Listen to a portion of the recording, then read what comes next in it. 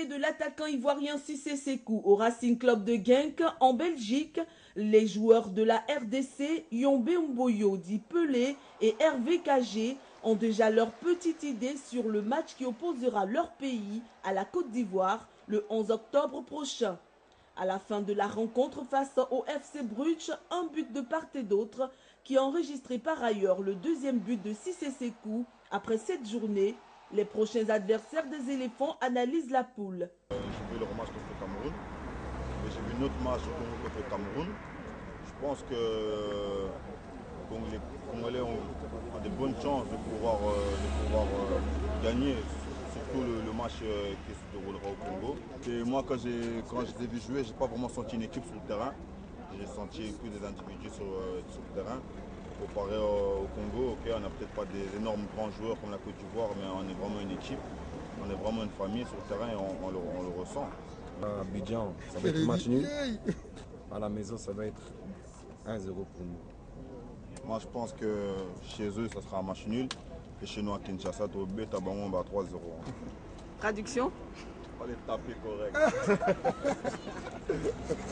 Évidemment, Cissé Sékou et les Ivoiriens présents ce jour ne sont pas de cet avis. Félicia, ils peuvent oublier. Gagner à Abidjan, là, ils peuvent oublier.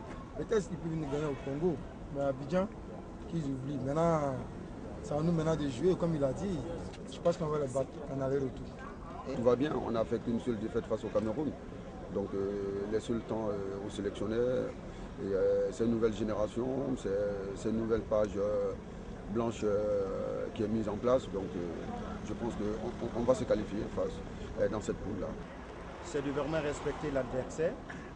Quand on voit un peu l'ossature de l'équipe ivoirienne, sur tous les compartiments de jeu, je crois qu'elle est favorite. Les Congolais, quant à eux, persistent et signent. À Abidjan, ce sera peut-être match nul, mais au Congo, on va les recevoir correctement. 2-1 pour nous. 2-1, un goal ici, ce n'est qu'un début. Et on marquera encore. On est chaud, on est avec eux. Ils vont rien voir, les Ivoiriens. Les Ivoiriens disent on est ensemble. Nous, on est pire que les Ivoiriens. Ils vont rien voir. C'est sûr, moi je vais aller au On n'est village pas tout seul. RDC, numéro 1. Après, quand je vais aller au village, je vais aller voir. Moi, je vais aller. Ils sont confiants, les Congolais, mais nous aussi on est confiants, on croit en cette équipe, on est sûr qu'on va faire quelque chose. Et oui, je me mouille même. Je suis sûre et certaine que c'est nous qui allons rigoler à la fin. À quoi doit-on s'attendre lors de cette double confrontation entre la Côte d'Ivoire et la République démocratique du Congo? Des éléments de réponse dans cet élément signé Benson Tiraka. Après une victoire à la Pyrrhus face à la Sierra Leone, après un voyage aux allures de Golgotha à Yaoundé, les éléphants retrouvent les éliminatoires de la CAN 2015 à l'occasion des 3e et 4e journées. Et ce sera face aux léopards de la République démocratique du Congo les samedis 11 et mercredi 15 octobre. Bien que le score sévère 4-1 subi face au Cameroun n'incite guère à l'euphorie, rien, absolument rien, n'est perdu dans la course à l'obtention du précieux sésame pour la CAN au Maroc. Les éléphants doivent, pour se remettre sur le droit chemin, sortir de leur travers et notamment de cette lenteur dans le jeu qui commence à devenir proverbiale. La défense, son talent d'Achille, doit impérativement retrouver de la sérénité et de la solidité pour assurer un milieu au talent envié de tous et une attaque qui a priori a tout pour cracher le feu. Hervé Renard a fait appel pour cette double confrontation à 28 joueurs pour 4 séances d'entraînement programmées au Centre technique national de Bergerville, au stade Félix Houphouët-Boigny et au stade Robert Champroux. La pelouse du stade Tata Raphaël de Kinshasa, il convient de le souligner, est revêtue d'un gazon synthétique. La première confrontation samedi est déjà presque déterminante. Une défaite à Kinlabel condamnerait la Côte d'Ivoire à remporter obligatoirement les 3 derniers matchs, ce qui est loin d'être une sinécure. Une victoire au stade Tata Raphaël, par contre, non seulement remettrait les Ivoiriens dans le sens de la marche, mais leur donnerait un ascendant psychologique avant le match retour mercredi au stade Félix Houphouët-Boigny. Une fois encore, les supporters seront de cœur avec leur équipe. Malgré tout, un cœur qui sera encore mis sans doute à rude contribution. L'entraîneur, pour sa part, donnera les consignes les meilleures. Mais il appartiendra aux joueurs et surtout aux joueurs de décider si oui ou non ils veulent participer à la CAN 2015.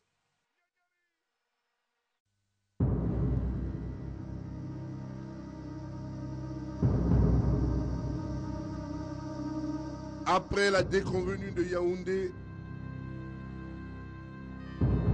voici venu le temps du rachat. Au stade Tata Raphaël de Kinshasa, la mission s'annonce rude et compliquée. Mais avec ces éléphants-là, tout est possible. République démocratique du Congo, Côte d'Ivoire, éliminatoire Cannes 2015, troisième journée. Samedi 11 octobre à 14h30 en direct sur RTI 1.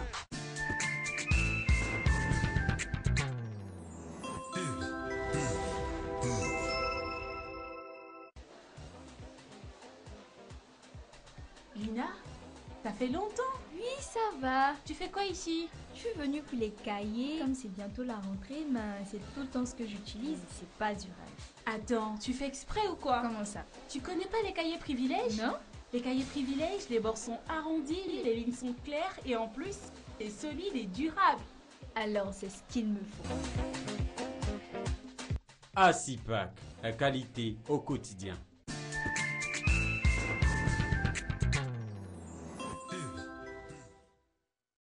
Et voilà, un gros match qui attend les éléphants de Côte d'Ivoire. Et puis, c'est vrai, monsieur Parfait Kwasi va le confirmer. Les Ivoiriens sont déçus après cette défaite lourde du Cameroun. Mais justement, vous êtes là pour dire qu'il ne faut pas du tout baisser les bras. Absolument, absolument. Il faut que nous jouions notre partition. L'équipe est en phase de reconstruction. L'équipe est en train de repartir. Il nous faut accompagner ce nouveau départ.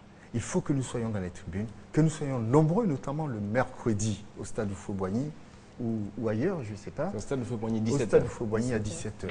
Il faut que nous garnissions les gradins et que nous poussions notre équipe à fond. On a vu les Congolais tout à l'heure dire qu'ils allaient nous battre chez eux et qu'ils allaient faire match nul à Abidjan. Vous savez que la deuxième place va se jouer contre justement cette RD Congo et au goal average particulier. Et donc, il ne faut pas rater ces deux matchs. Notre qualification se joue à ce moment-là. J'invite tous les Ivoiriens, les vrais supporters, pas ceux qui ne sont là que lorsque pour nous les gagnons. victoires. Voilà. Nous invitons les vrais supporters ivoiriens, et je sais qu'ils sont la majorité, à venir au stade du Houphouët-Boigny massivement pour porter notre équipe. Parce que le football se joue sur le terrain, mais également dans les tribunes et dans la tête.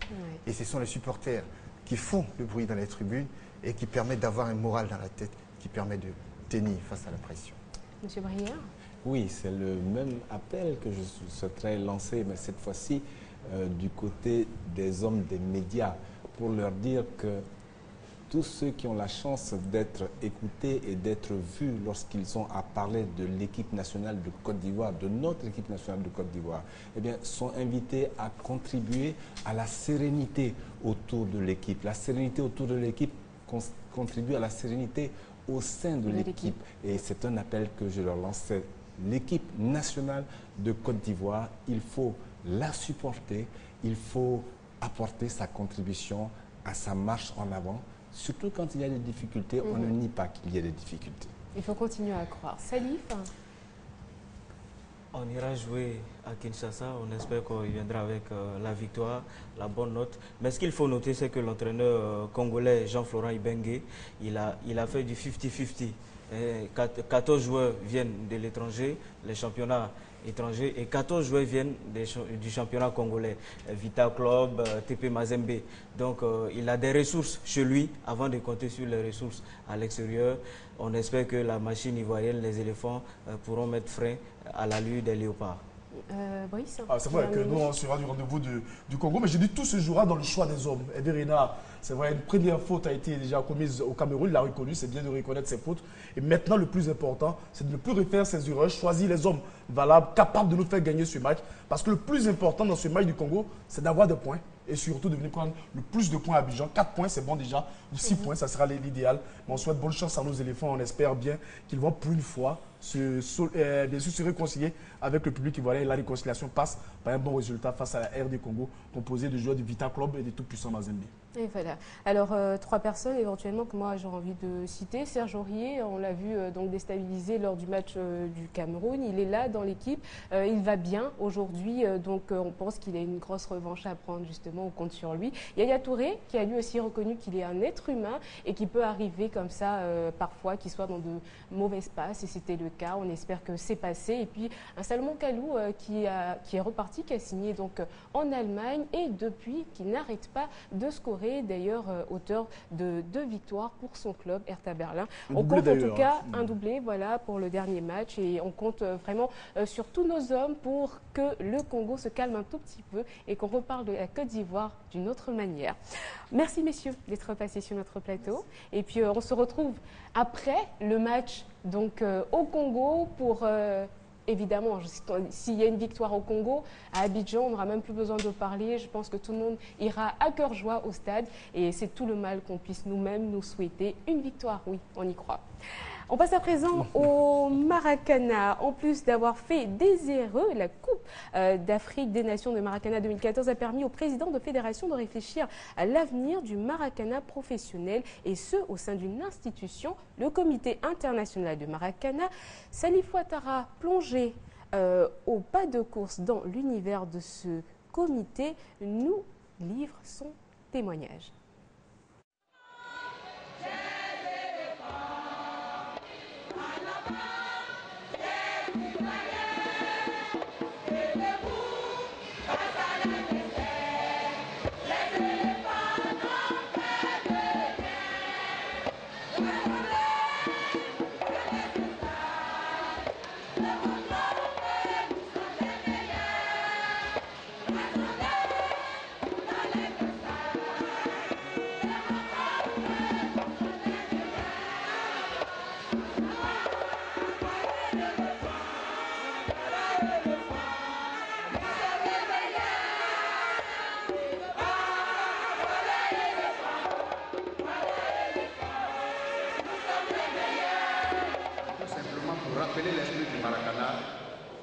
Qui est basé sur la critique convivialité, fraternité et amitié.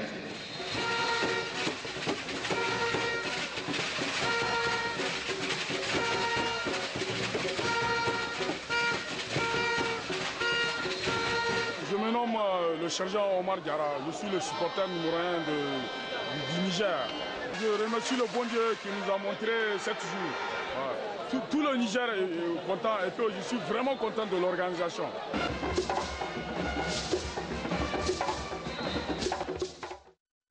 Et voilà, c'est l'ambiance qui a prévalu au Niger. On reçoit sur notre plateau le président de la Fédération ivoirienne de Maracana. Bonsoir, monsieur Bleu Charlemagne. Bonsoir, Fatih. Comment allez-vous? Très bien. Ah, il mérite une belle ambiance, lui. Hein, parce oui, que quand même. Exceptionnel.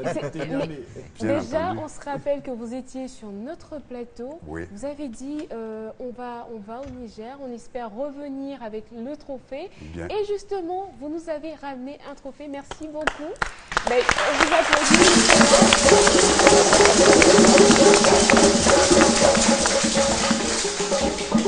Et ce trophée-là, c'est le trophée de la Coupe d'Afrique des Nations de Maracana que vous avez fièrement brandi. Oui. Comment ça s'est passé là-bas, dites-nous? Merci Fatim. Je voudrais pour ce faire rendre gloire à Dieu parce que ce n'était pas évident. C'est sur ce plateau que pratiquement les larmes aux yeux, vous étiez en train de me demander comment on allait s'y prendre. On était à 48 heures pratiquement et nous nous sommes débrouillés pour y aller. Ce n'était pas simple. Mais je pense que quand Dieu a sa main dans une affaire, ça ne peut que marcher. Ces jeunes gens que vous voyez avec dans le dos les supportrices donc, des éléphants, du CNSE, en tout cas nous ont soutenus. Et puis enfin, le trophée Félix Houphouët-Boigny, qui tient tant à cœur les Ivoiriens, est revenu ici. Je me rappelle qu'en 2012, pendant même que nous gagnions en vétérans, justement, les Ivoiriens ont pleuré. Ils étaient plus de 10 000 à la place Jean-Paul II, qui on fait comme si on n'avait rien fait du tout en prenant donc en remportant de haute lutte le trophée des vétérans. Et donc, c'est ce trophée-là qui tenait à cœur tous ces Ivoiriens qui étaient là. Et ce trophée-là est ici aujourd'hui. Depuis 2 ans, nous l'avons, grâce justement à l'effort conjugué du chef de l'État et de son gouvernement, et bien entendu de la RTI, dont je salue au passage le DG, pour, qui ne cesse en tout cas de soutenir les sports dits mineurs. Est-ce que les fonds finalement sont arrivés?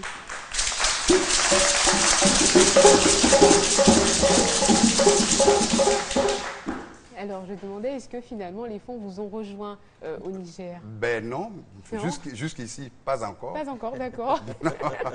Les fonds sont là où ils doivent être, nous attendons. Maintenant que vous avez gagné, on se dit que vous n'en avez pas besoin, non? Ben non, justement. Vous savez, je sais que vous le dites pour nous chariter.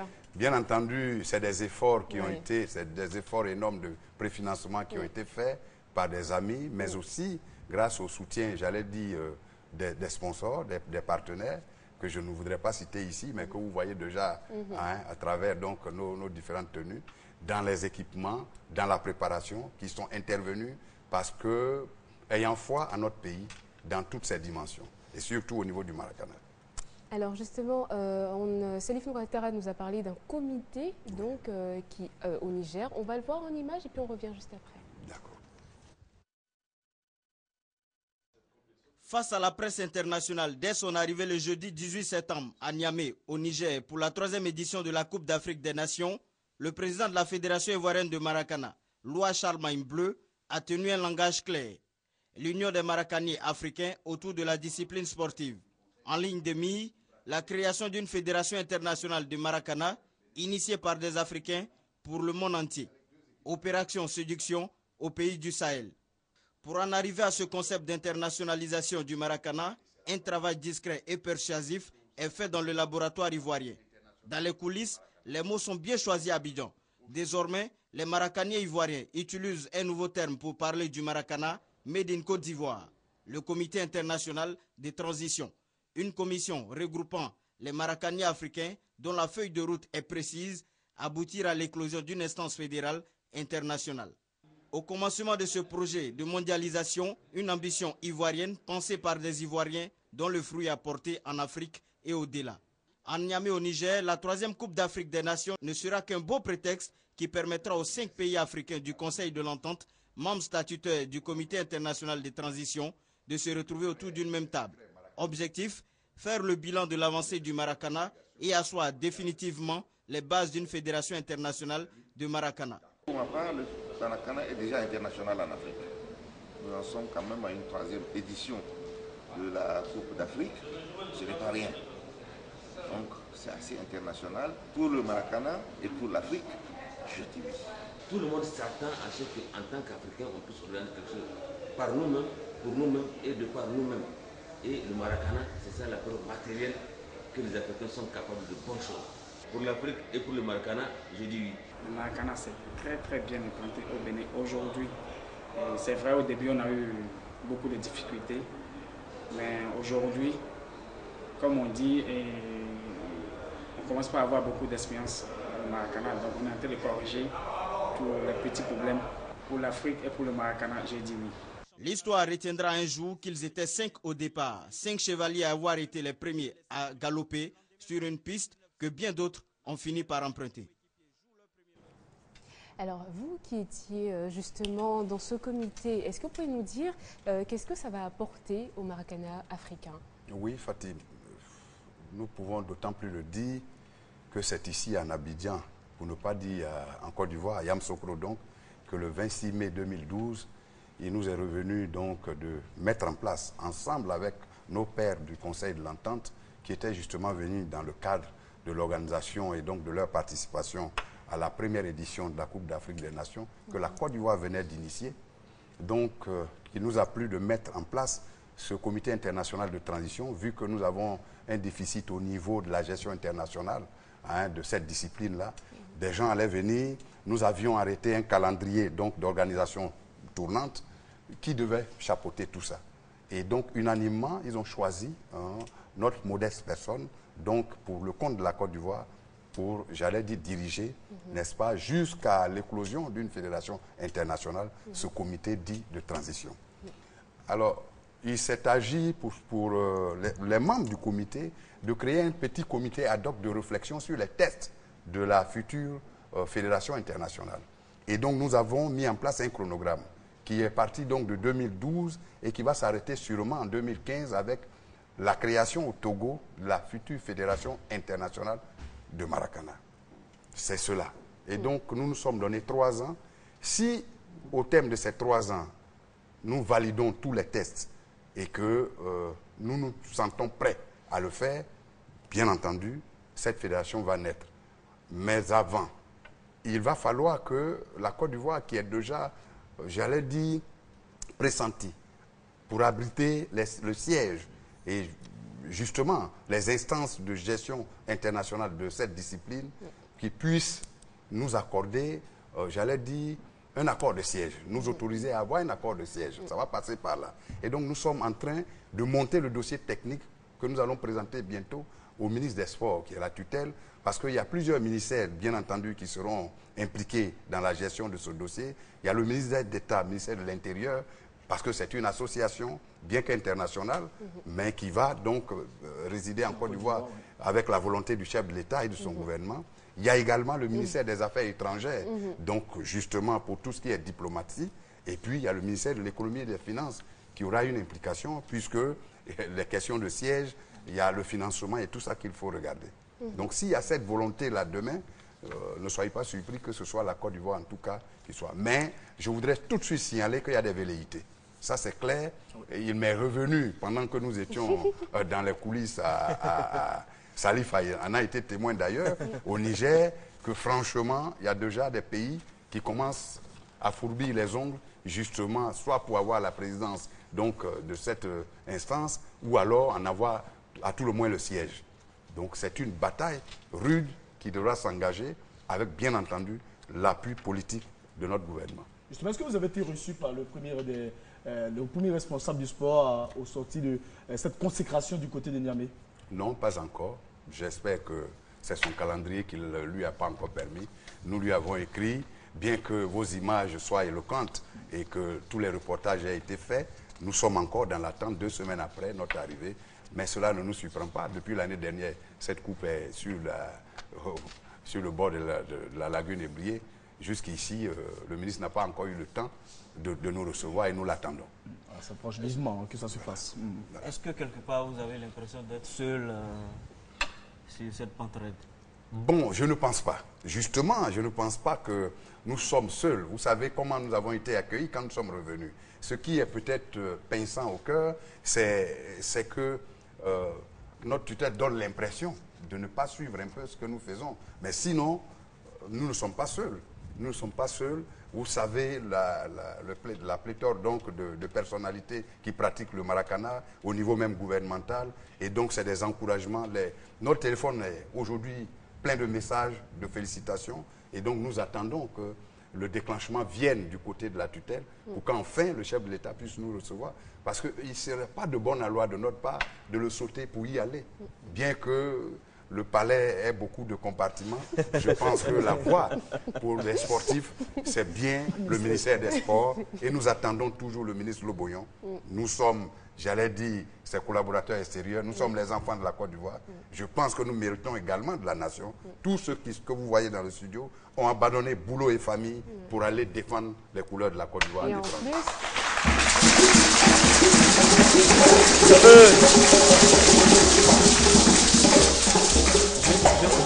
Je peux quand même dire que moi aussi je suis champion senior parce que j'ai participé à cette coupe et à un moment donné j'étais assis triste. Le président m'a dit mais pourquoi tu es si triste? J'ai dit mais si on perd ce sera dommage et puis je ne sais pas ce que je viendrai dire à Abidjan.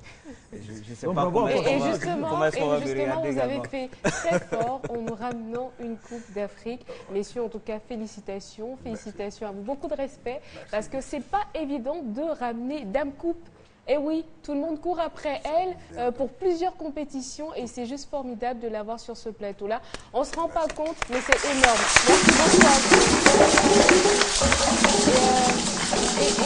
vous. Et bien sûr, j'espère que votre exemple sera suivi hein, par toutes les autres fédérations et qu'on aura très très bientôt d'autres trophées sur notre plateau. En tout cas, merci beaucoup à vous d'être passé sur notre plateau et d'avoir fièrement représenté la Côte d'Ivoire à l'étranger. Merci beaucoup. Merci, alors, merci. On va prendre à présent la direction de Boundiali, voilà, pour parler d'un tournoi de la fraternité. Salif Ouattara y était et il nous donne un compte-rendu. Le tournoi de la fraternité, organisé par la direction départementale de la promotion de la jeunesse, des sports et loisirs de Boundiali, a connu son apothéose le samedi 27 septembre 2014 au stade municipal.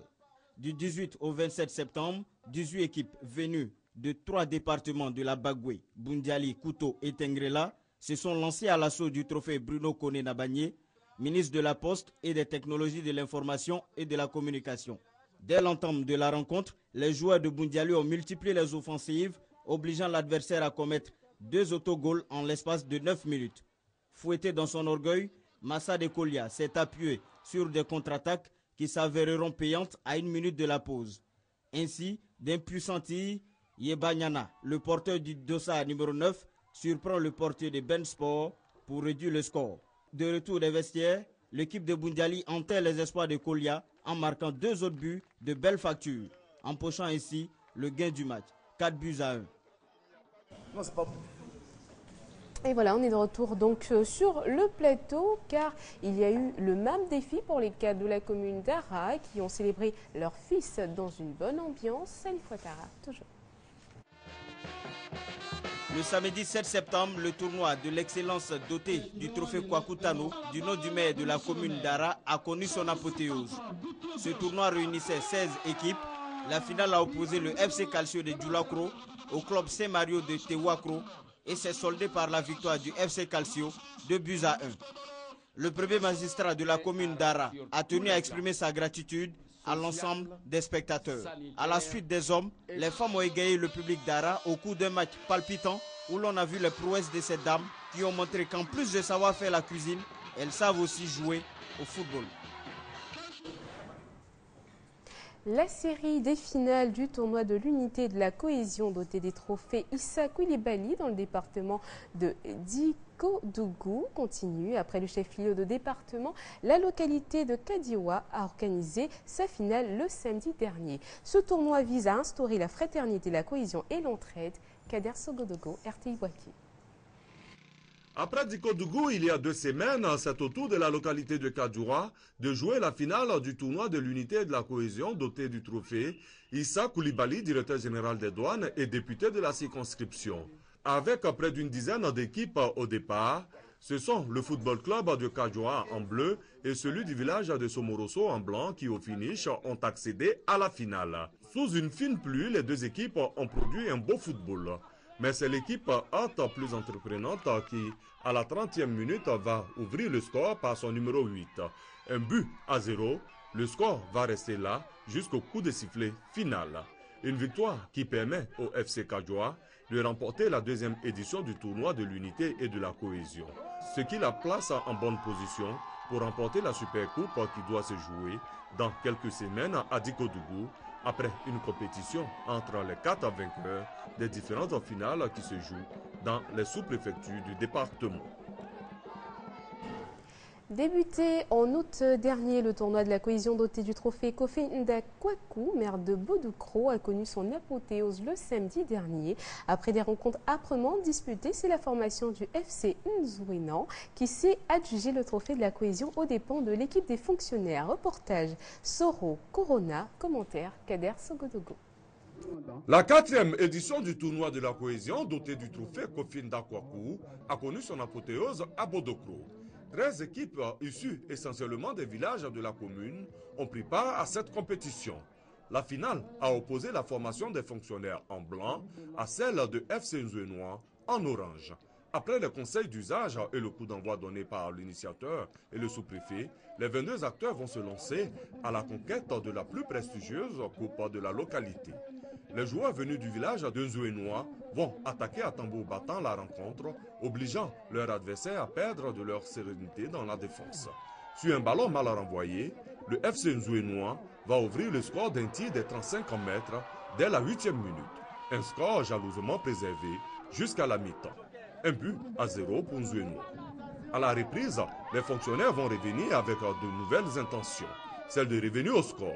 Malheureusement, les attaquants des Blancs auront le pied carré devant les buts adverses et surtout auront à faire une défense imprégnable et disciplinée de Nzouénois. Le score restera inchangé jusqu'au coup de sifflet final. En dépit de la pluie tombée sur Bodokro, la finale du tournoi de la cohésion, dotée du trophée Kofinda Kwaku, a tenu toutes ses promesses en termes de mobilisation. Rendez-vous est donc pris pour l'année prochaine pour la 5e édition.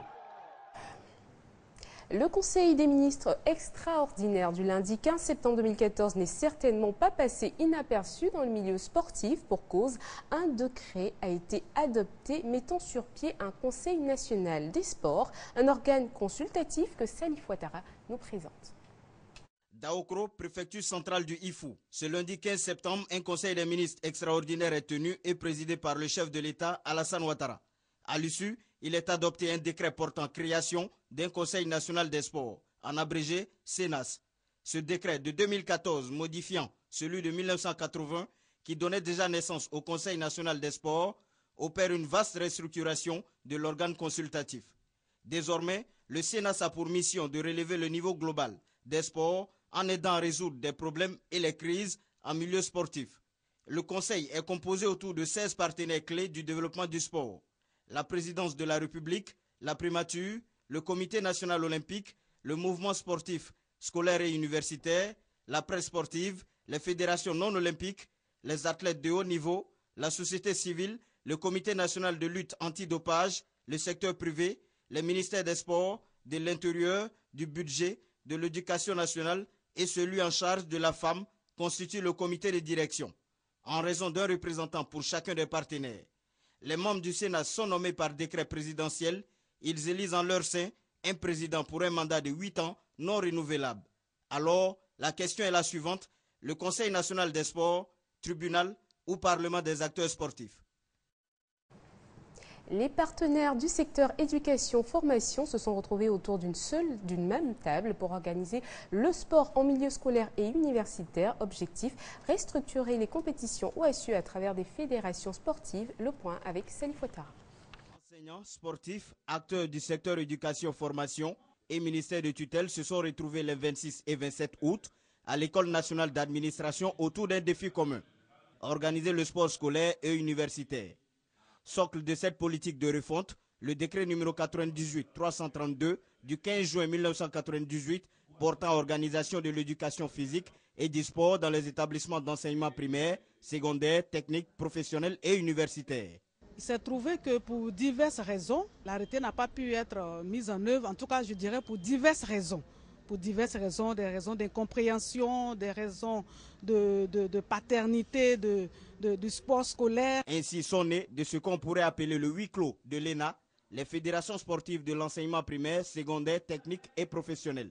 Des instances qui fonctionnent sous la tutelle de l'Office ivoirien des sports scolaires et universitaires, OASU. Les élèves, les parents d'élèves, les chefs d'établissement, les services administratifs impliqués dans la gestion du sport scolaire. Enfin, l'OASU s'enrichit en termes de capacité structurelle.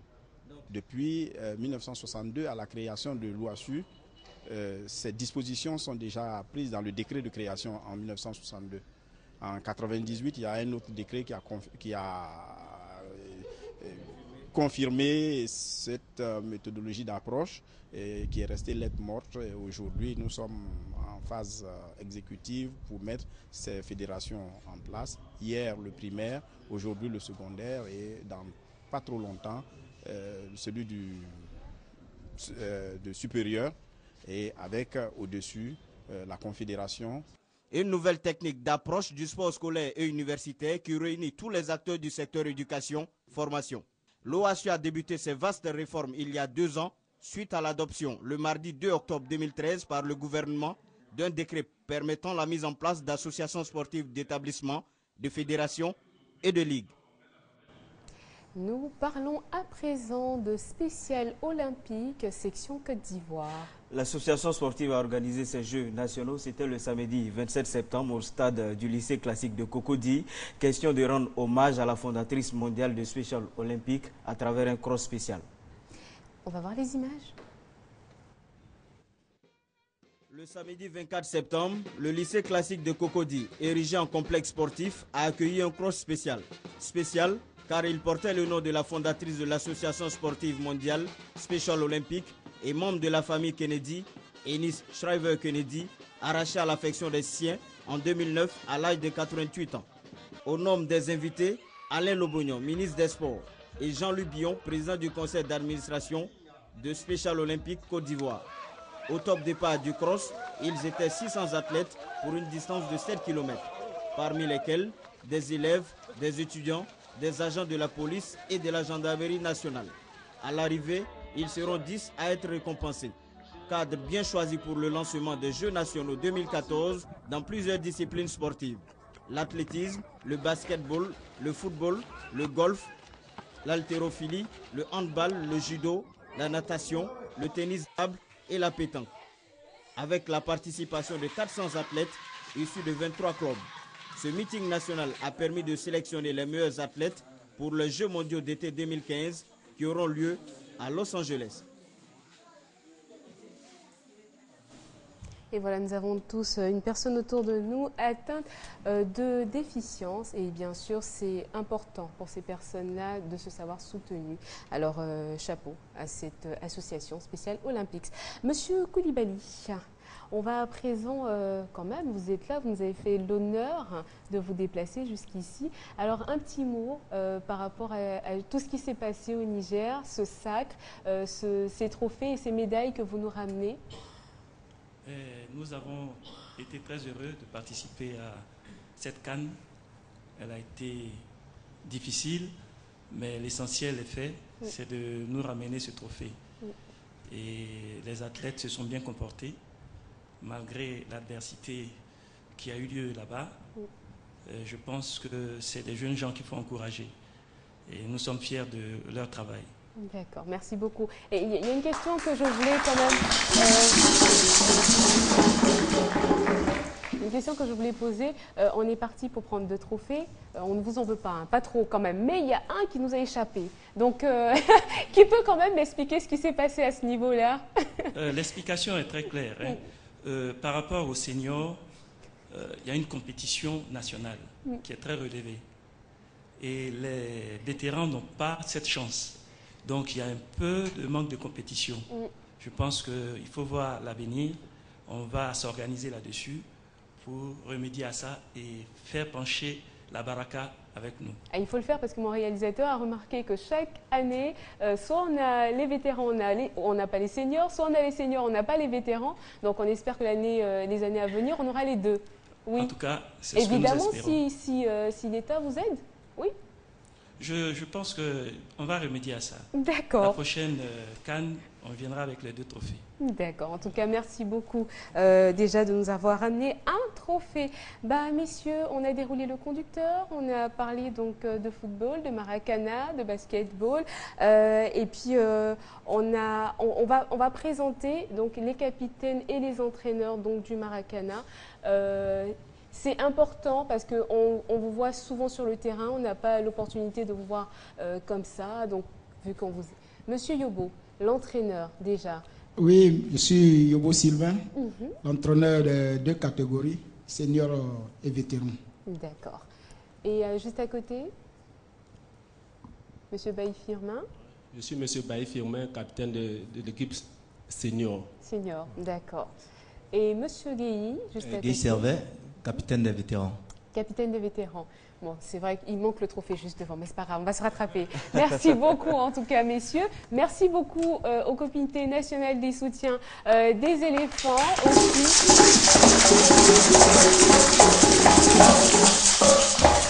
Alors, juste une petite question avant de partir. Est-ce que vous êtes prêts pour les matchs à venir?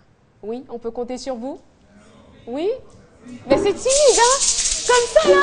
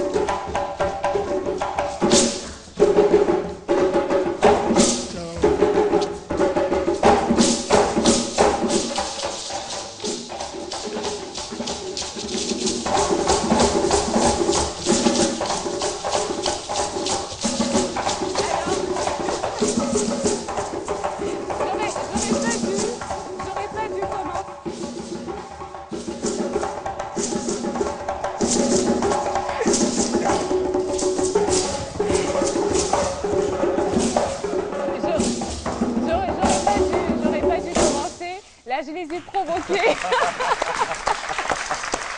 Et du coup, voilà, en tout cas, merci beaucoup pour cette formidable ambiance. On n'a pas l'habitude sur notre plateau, donc c'est juste du bonheur ce soir. Merci beaucoup, messieurs. Brice, non, pour demain, hein, pour la RD Congo déjà, pour ce match important, pour aller déjà préparer l'arrivée des éléphants. Vous avez intérêt à nous apporter la baraka. Hein. On espère bien qu'on aura cette victoire et puis surtout pouvoir respirer un peu avant le match du mercredi ici. Et surtout, félicitations au Maracanier, à Bleu Chalmin et à toute son équipe. Et puis, bravo à tous ceux qui ouvrent pour que le sport avance en Côte d'Ivoire. Avance en Côte d'Ivoire, c'est important. Oh, ça fait plaisir de voir ces images. Ça me replonge dans le palais du 29 juillet de Niamey.